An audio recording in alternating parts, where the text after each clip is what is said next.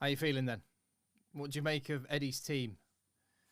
Well, let's go through it, shall we? I would imagine there's probably some mixed feelings in there. There's 5 changes, isn't there? 3 in the backs, you can see, and 2 in the forwards. The ones in the backs at scrum half, Jack Van Poortvliet starts, swaps places with Ben Youngs, who's on the bench. You've got Johnny May coming in on the wing for Joe Thokanasiga. And you've got Guy Porter starting centre with Manu Tuolangi being put on the bench. The 2 changes in the forwards. Dave Ribben gets his debut in the second row with Alex Coles, shifting to the bench. And Sam Simmons in at number 8. So 5 changes for Japan. But lots to talk about, much more than that. Firstly, let's talk about a couple of things. Do you know what? I had a look again at the 23 that started the Rugby World Cup final in 2019 against South Africa. And there's 9 guys in this 23 that were involved on that day. 9, which I thought, is that a lot? Is that not very many? To compare it, South Africa last weekend had 15 players in their 23 who were involved in that World Cup winning effort in the final. So 9, it's a reasonable amount, but what I think is quite interesting in amongst those 9, is that Jamie George and Johnny May, having not played much for a little while due to injuries, come straight back in and into the 23, which I think certainly in the case of hooker, Jamie George is fantastic. And actually, when I picked my team the other day for changes for Japan, I did involve Jamie George. But I do think that shows a slight lack of trust in some of the guys around the periphery, because Jamie George, miraculous comeback from his injury far sooner than anyone thought, and he's straight back into the matchday squad. Meanwhile, Jack Singleton, who's been sat there waiting and was on the bench at the weekend last week, doesn't get a look in. He's suddenly jettisoned. And I just worry, what does that mean come World Cup time next year in France? If one of these 2 guys, Luke Cowan-Dickie or Jamie George, has an injury, you sort of get the sense that Eddie Jones doesn't trust the next cab off the rank. So that's one little thought there on the changes. Johnny May, similar.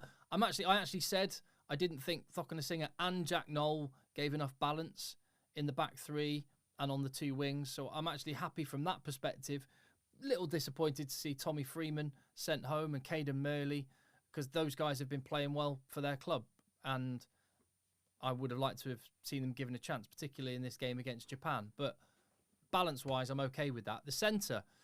So Manu Tuolangi is on the bench. What's going on there? Well, Sale Sharks, Alex Anderson's, they've been managing his workload and not playing him every week. And I think Eddie Jones hinted at that. He said Manu won't be able to play, or start at least, all 4 tests this autumn. So I think finally Eddie Jones is sort of going, if I do want to have Manu Tuolangi, and he certainly seems to be putting all his eggs in those baskets, then I've got to manage him a little bit more. And I think that's what it might be. But he's definitely, when I say putting all his eggs in that basket, he's putting all his eggs in that system basket, it appears, because you've got Henry Slade, who, if he comes off the bench, will be getting his 50th cap, a Rolls Royce of a player, loads of experience, and he stays on the bench, or he's on the bench, and Guy Porter comes in, who is the most like Manu Tuolangi in a kind of straight up and down, dependable fashion. And you certainly get the sense when you look at this England backline, like they're going to try and go over Japan, not through and round them. And I think international rugby is looking like you have to do a little bit more.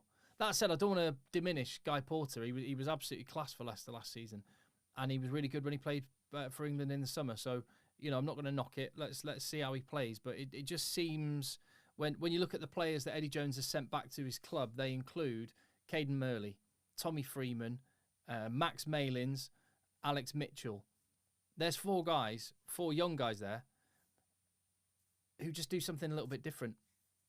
The sort of thing that can unlock defences, you feel, perhaps. But when I look at the centre thing, I also, to balance it up, thought, well, Ireland picked Stuart McCloskey last weekend, and they have Robbie Henshaw, who can do that job of kind of, winning gain line, and you do need to do that. So I'll reserve judgment on that one. Guy Porter might have an absolute stormer and answer all of his critics. So we'll see. As for the forwards, it kind of looks like Eddie Jones has gone, all right, I'm going to put Sam Simmons in. And what I quite like at least is he's gone, I'm going to put Sam Simmons in and I'm going to get a load of big men around him in the way that Exeter Chiefs do. So we might actually see Sam Simmons playing the way Sam Simmons can play for his club for England. That's what I'm hoping we see. I'm actually okay with the change. Billy Vanapola getting changed. He didn't have a great game, didn't do anything majorly wrong, but I'm excited by Sam Simmonds, and that is something that does feel a little bit more different and a little bit dynamic. Hopefully we'll see him popping up in some of those wide channels. And yeah, he's got a load of big guys around him. I think that might be why the selection of Dave Ribbons is in there, just a kind of balance thing. Let's get a few extra kilos in the second row, and we'll persist with Marrow in the back row. I wouldn't have done, I would have gone for Jack Willis, but that's fine, I'm okay with that. But if all of that together means that we see Sam Simmonds tearing it up like an outside centre, then maybe it doesn't matter that Henry Slade's on the bench or guys like Caden Murley and Tommy Freeman have been sent home, because this might be the game where we see Sam Simmonds play like we know Sam Simmonds can play. So that's my optimistic take on the England squad. I think probably the overwhelming disappointment is to see some of those difference makers go home. Alex Mitchell particularly, and it would have been the same with Rafi Quirk, I imagine. If he'd have been available, it probably would have been Rafi Quirk on his way back to Sale, because Ben Youngs is not moving from that match day 23, it appears.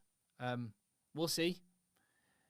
We need a performance. Result, well, it's not to be taken for granted. Japan are a good international team, just as Argentina were, and the win will not be a gimme, but a win is the minimum we should expect, isn't it? It's the performance that we're after as England fans.